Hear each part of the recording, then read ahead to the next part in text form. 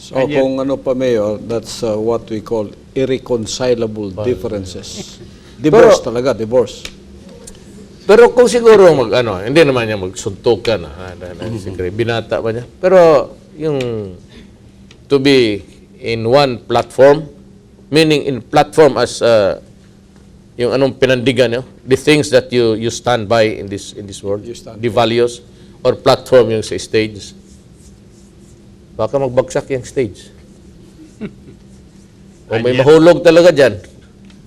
And yet, Mayor, you thrice you were on a unity ticket.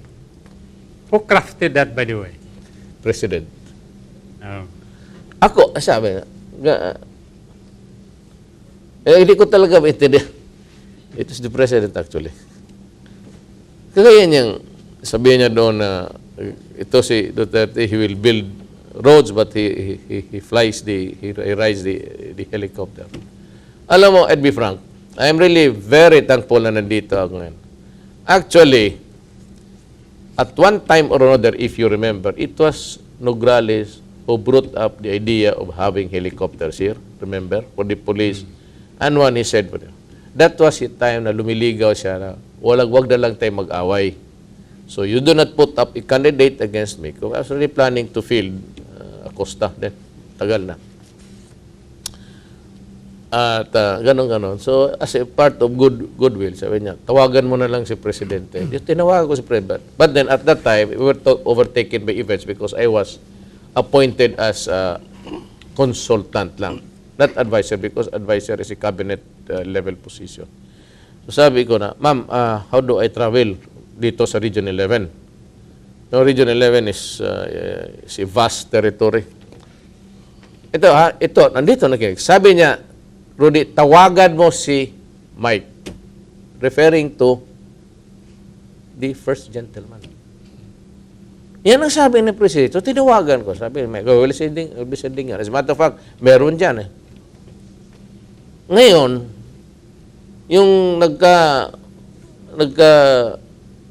ano na kami, yung relasyon dito, yun lang yan dito kami. But I never severed my goodwill ties with the President. No, especially kay first gentleman. So, nandiyan yan. Hindi naman kinuha sa akin, so ginagamit ko. Mayroon namang gasolina. Sabi nila, yung negosyante, actually, may isang mutual friend. Pasok. Di kunin niya doon, sabihin niya kay Presidente, okay, first gentleman, nakunin mo kay Rudy. Yan, nandyan yan eh. So I resigned as a matter of principle. Sinabi ko sa kanila, huwag ninyong galawin yung mga police dyan because they are doing well. If you move them somewhere, tatapon ninyo yan sila just because you suspect that at once upon a time kasi, they serve as city police director. Used to be known as the chief of police. Ang tawag niya ngayon, city police director. Kagaya ni Sid, General Peña. He was once pinagdudahan nila, sabi ko, wag. Pag ginalaw ninyo yan, mag-resign ako. Ginalaw nga. Di nag-resign ako. Then in my letter, I simply said, I am resigning as a matter of principle. Period. Di alis ako. Hindi naman kinuha yung chopper. I'm sure nakikinig sila ngayon. I'm sure the first gentleman is listening to me. The President is also listening to me. Yan talaga totoo. Iniharping niya, bakit daw na we go to places, the barangays, promising roads. As a matter of fact, there's, how do we know that what are the conditions of the roads? Kasi naka-chopper, binata. He was the one. He was who first floated the idea of having helicopters.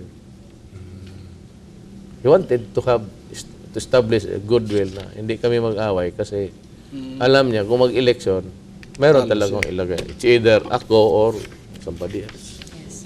Ganun yan eh. So paano kami how can we Talaga, irreconcilable talaga. Ayan, I make it public now. Gayon na. Ganun mo talaga totoo. Nandiyan si Presidente. Pinapublic ko na. Nandiyan si First Gentleman.